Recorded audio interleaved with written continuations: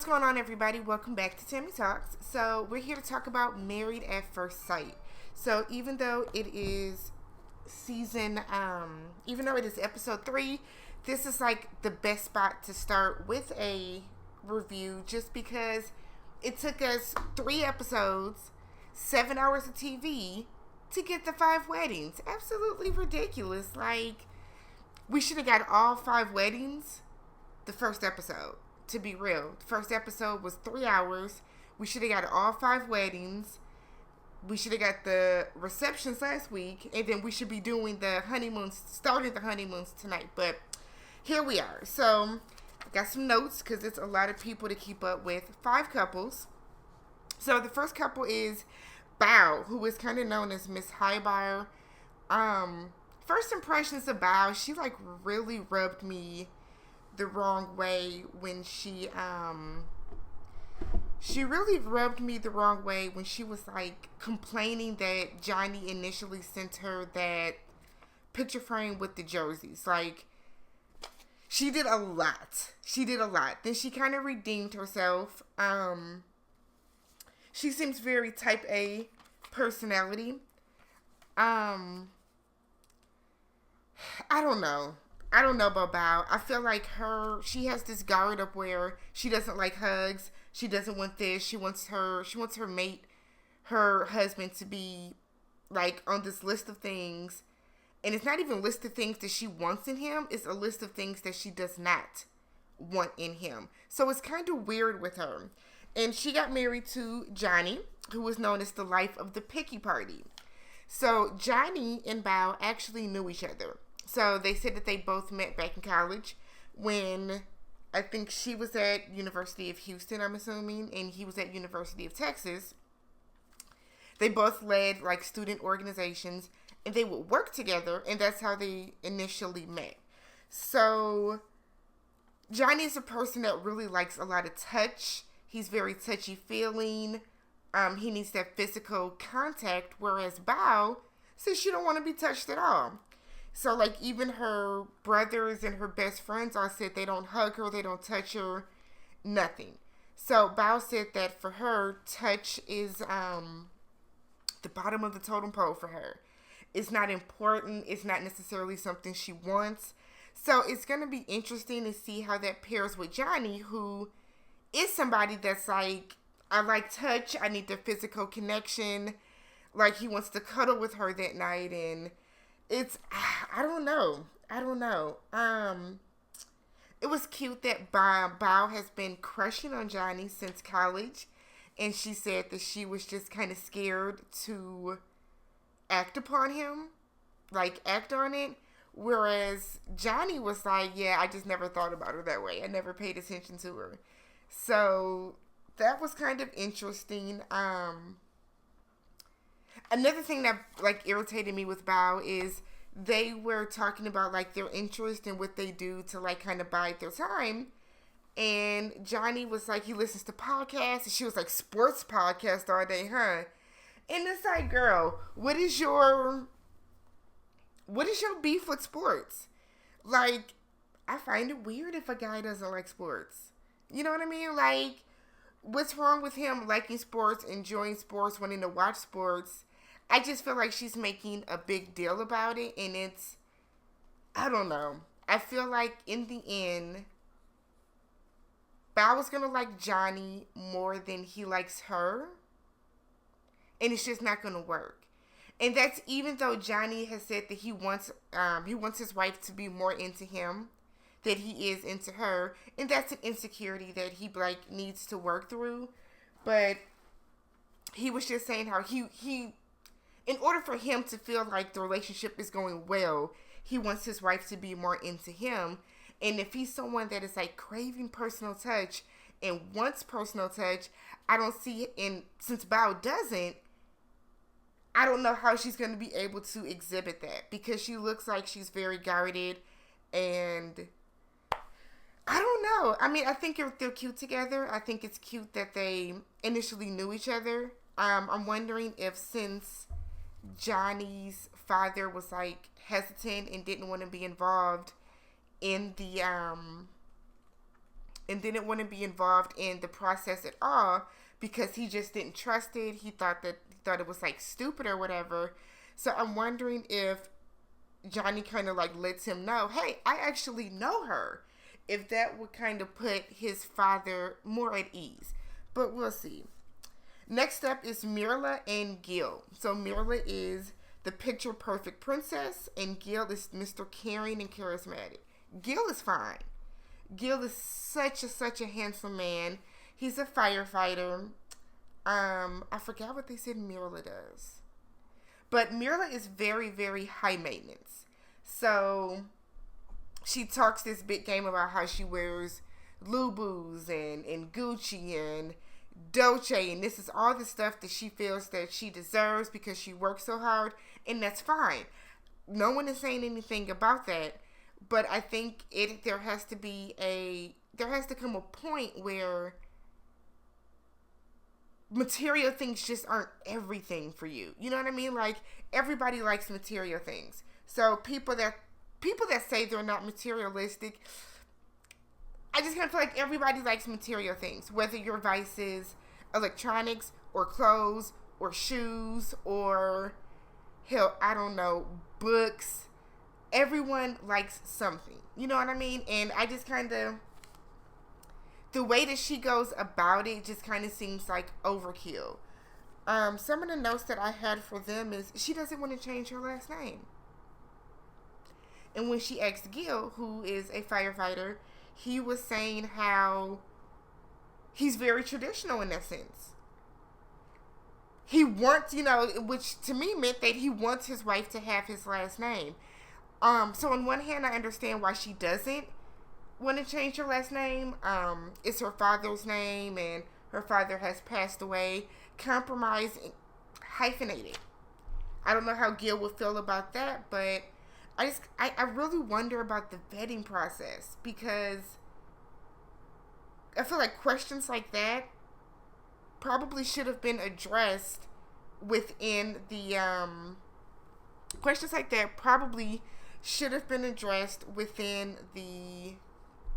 vetting process. Like, how would you feel about this? Are you traditional in the sense of, how you want your marriage to go, how you want your relationship to go? But I feel like something that seems really trivial like that can really end up being a huge deal if your husband wants you to have his last name and you don't want to change your name. So it's, I don't know about them. We also find out that Gil is cheap. I don't know what a firefighter salary is. I don't know what that means in terms of like saving for him. But he said that he doesn't feel the need to spend a lot of money on expensive fashion. He likes to look nice and all that stuff, but he doesn't need to have the labels attached to it, which is fine. You don't have to spend thousands of dollars on clothing to look good. You just have to know how to put pieces together. They're gonna butt heads on so much stuff, and it's gonna be definitely interesting to see. Mirla doesn't want to kiss him. She says she's very conservative. So at the altar, he kissed her on the cheek. She didn't want to kiss on the lips. Then again, at the reception, everybody clinks their glass. And during that, she was kind of looking around, and I think she's rude with the way that she expresses her feelings. So if you come into it and it's more of I'm just not comfortable, I'm not there yet, there are just ways that you can talk about things and ways that you can express yourself without it coming across bitchy. And that's the way that Mirla's everything is coming across. So Gil is saying how he's so attracted to her and he can't wait to kiss her. And she's like, no, we're strangers. And I think that's always been one of my problems with some of the people that go through this process. The show is called Married at First Sight. You are literally signing up to marry a complete stranger, right? Marry a stranger. Not just date a stranger, not go to a party with a stranger. You are literally signing up to marry someone at first sight. So to come into this situation and these people that are so guarded and they don't want to bend on certain things, it just doesn't make sense. And I feel like Mirla is going to be, she's going to hold on to her loins on everything, and it's going to push Gil away because it seems like he's all in. He came into the process ready to accept whatever they had going for him, whatever they gave him. He's open to the process. Whereas Mirla's like, I don't want to do that. We're going to be conservative. I don't want to do that. You're a stranger. And it's like, come on, girl. On top of that, you were just not all that, sweetheart. You just aren't. You just aren't. Next up, we have Zach and Michaela. Zach is the romantic idealist, and Michaela is the stubborn sweetheart. I think they're cute together. Zach is a lot. This was episode 3. This is also the first episode that we did not see Zach cry. Zach cried so much. Zach cried so much the past couple episodes. He went on this spiel about how he went to a white Catholic preparatory high school where it made him insecure about his skin color because he got teased a lot for being a darker skinned man. And Michaela is like looking at him like a piece of meat. And it's kind of what kind of bothers me about her is it just seems like, I don't say she's not into him, but it's lust. That's what it is. It's lust for her at this point. Because everything that she's seen, everything that she's saying about him is his looks. Like, his looks, how attractive he is, how fine he is. Just at the altar, she asked him, is he ready for a Zach Jr.? And it's like, don't be tacky. Don't be tacky now. It's weird. And it kind of makes me feel like you just want to be with somebody. So, like, Zach's parents, they're talking to, everyone meets, the other, their spouses, friends, and family. And she's talking to his parents, and his parents are like, oh, yeah, he's analytical, and he does this, and he solves Rubik's Cubes, and he makes apps on the computer, and he knows how to do this, and, like, she's going through all that. They're going through all that stuff, and she's like, thank you for making that fine specimen of a man y'all made, and ooh, he looks good. And it's like, that's literally all she ever says about him. It doesn't seem like she's really trying to get to know him as a person. Because when he was talking about how he went, what he went through in high school, his experience, and how it took him a while to, love his darker skin tone, she was just like, oh, no, you fine, honey. Don't worry about that. And it's like, for her, it just seems very surface level. And I get this is literally the first day that they've met. So, I mean, I'm trying to keep that in the back of my mind and remember that. But it also is really coming across like you just want to smash this guy and then see what happens after that. But I think they're going to work out. We did learn, not this episode, but I think it was last episode where her sisters were saying that Michaela turns into Hurricane K. She has this, like, really, really bad temper, and she just kind of expects people to deal with it, and then when she comes out of Hurricane K, then we need to just move on with everything. And that is kind of like, you too grown to be having these temper tantrums and thinking that everything is going to be perfectly fine because you don't have a problem with it. And considering Zach is like super soft and emotional, and then she's like, I don't see how that's going to work. We do see on the trailer for the season, Jesus, like, we see her like screaming and yelling. We see production holding her back. We see him getting in the car and driving off, and then her yelling to, I think it was Ryan, to like go chase after him. And I mean, we watched the show. Ryan is dead inside. He was like, if he wants to go, he wants to go. Like, that's it. So I don't know about them. I don't know about them. Their match aesthetically They look good together. They both seem attracted to each other, but personality wise, she might be too much for him. She might be too much. Next up is Brett and Ryan. So Brett is Miss Hopelessly Devoted. I love her red hair. Her red hair is so absolutely pretty. Like, wow. She's not a natural redhead. She's obviously dyeing her hair. But whatever box color she's picking, like, just looks really, really good. Then we have Ryan, who is a retired serial dater. Excuse me. If we were wondering why Ryan was a serial dater, we saw this episode. He is such a weird, awkward man. Like, I feel like his scenes are hard to watch. They were awkward at the altar. He just seems dead inside. Like, I put on Twitter, he gives me serial killer vibes because he just looks so, I don't know. I feel like Brett has too much personality for him. She seems like a very,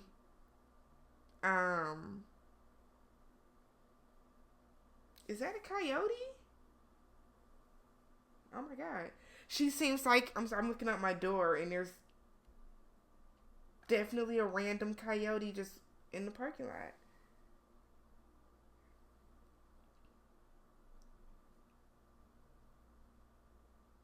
Oh my God. Oh no, it's somebody's dog. They just don't have their dog on a leash. Who's Jesus? Okay. Brett just seems like she has so much more personality than him. She's a lot more bubbly. She's a school teacher. He didn't say what he did, but we know that he's like into hunting and he's a cowboy. Like, he wanted her to two-step with him and do like some like little hold down dance. And she was like, I don't know how to do this. And he seemed like legit irritated that she didn't want to keep spinning around and do-si-doing or whatever they were doing with that. So I don't know if they're gonna work. He made a point to say that she's not what he was looking for physically. When he like filled out his questionnaire or whatever. So I don't know what that meant. He made a point to keep saying he's never dated a redhead. I've never dated a redhead, but he's like, but she owns it. She thinks he's attractive. And you can tell that she's like really trying. She was trying to ask him some questions. And the entire time, like, he's just like, we may not answer all the questions tonight. We may not answer them all tonight. Maybe tomorrow. Maybe the day after. And she's just kind of looking at him. And I'm like, this is awkward. It was definitely awkward. Final wedding that we saw was Rachel and Jose. I don't want to talk out of turn. I don't want to talk out of place. But I do not believe that Jose enjoys the company of women. And I'm going to say that and leave it at that. But their wedding was by far the most awkward. They get up there. They don't introduce themselves to each other. They just like stand there and stare at each other. And then the pastor is like, looking like, come on, y'all, introduce yourselves. Y'all get this show on the road. Y'all help me help y'all help me. So it was very cringy. I don't know what else to say. Rachel does not look like she is truly attracted to him. We know that Rachel just got out of a relationship 6 months ago. And again, this comes down to the vetting process. So within those 6 months that you broke off a long-term relationship, you decided that it's best to go and not only get married, but get married to a stranger. Not only get married, but get married to a stranger. At first sight, at that. Like, this is just, I really hope that Rachel is doing this for the right things, because she's saying that she lost 35 pounds and she feels really good about herself. And I just hope that she's going into this process because she truly wants to find love and not because she wants to, like, stick it to the man that broke up with her. So they played this, like, little fun newlywed game, and Rachel kind of hinted at her not being attracted to him. Or she made a blanket statement and said that because he told her that when he was describing the type of woman that he wanted, she fits the bill. Like, top to bottom, this is definitely who she wanted. And definitely who he wanted, I'm sorry. And then she was like, I told them, you have everything I wanted. I'm not so much into the looks, but the personality is there. And what I think she meant is, in general, she's not too much into how someone looks. For her, it's more connection and personality. However, Jose took it to mean she doesn't think that he's attractive. So then when they go to take their wedding pictures, even though he was all teeth and gums during the wedding, now he's like straight face, and he's nervous, and he's not smiling, and he's not engaging because he feels self-conscious. But then later in the episode, when she's doing, like, I guess a confessional, you can call it, she's like, oh yeah, he's super, super handsome. So I don't think she meant it initially that she wasn't attracted to him. I think just for her, it was just kind of like, in general, I'm not so much just into looks with people as I am to, us vibing on a different level. Jose asked her when her lease was up at her apartment. And I thought that was weird. But we know that Jose is very type A, right? So when we first met Jose, he was saying how he had 250 questions already lined up for her. He has the perfect life. He has the career. He has the degree. No debt whatsoever. No student loan debt. He drives the ideal car. He's had and paid off 2 houses already. So, like, for him, he said that he has this, like, mini empire in his little world. He has this mini empire, and he's just really looking for a woman to kind of, drop in to fit the bill. And what I don't want is for Rachel to lose herself in trying to please him. But I don't know. We saw in the trailer Rachel and Jose getting into it. Well, not really getting into it, but Jose being like, there's a certain list of things that I want, and if you don't meet what's on that list, if I can't check off, the box next to that item, then it's not going to work with us, and I get whatever I want. And it was very sassy. It was very sassy, Jose, and that's why we think what we think about you. But I don't know. I'm gonna put out my predictions for couples, kind of off rip. I think Bao and Johnny are going to last. I think that Bao is going to Johnny's going to get her to let down her guard and just kind of accept the type of love that he's willing to push out to her. So I think Bao and Johnny are going to work. Mirla and Gil are definitely not. I'll be surprised if they last through the reception. She doesn't want to kiss him. I think she's turned off by the fact, for one, she's turned off by the fact that he's bald.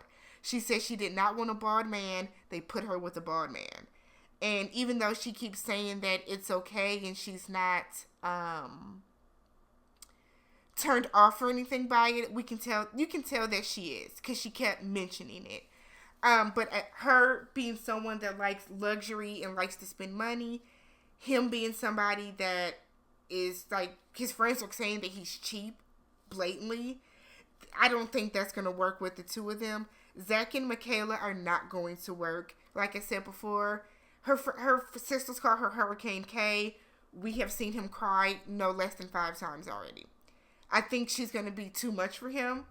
And he needs someone that's a little softer, a little more on his emotional plane. And I don't think that Michaela is it. Brett and Ryan are not going to work. Ryan is dead inside. He is a serial dater, and I think it's I think Ryan kind of likes to chase, and then when he does have to interact with someone, he just has a very dry personality. And Brett is very in your face and straightforward, and I just don't think that's gonna work with them. Rachel and Jose, we know that it's not going to work. Because Jose is looking for a reason. Him and the forehead acne, I think that's forehead acne. For you to be such a perfectionist, I would have thought that that would be like something that he is like focusing on, like heading to the dermatologist all the time, getting facials, scrubs, whatever he needs to do. But I don't see them working because I think Rachel sees that Rachel's going to try to live up to this perfect vision of marriage and of a wife that he has, and she's going to lose herself in the process, and it's not going to work. Plus, she got some hater ass friends. The first couple episodes, one of her friends was like not really feeling the process and was kind of like hating on her for doing it, like just not being very supportive. So we'll see what happens next week. Like the video, share the video, subscribe, leave some comments. Let me know your predictions for the season. Who do you think is going to stay together? Who do you think is going to break up? But the season like is going to be a trillion times better than last season was. So that's it.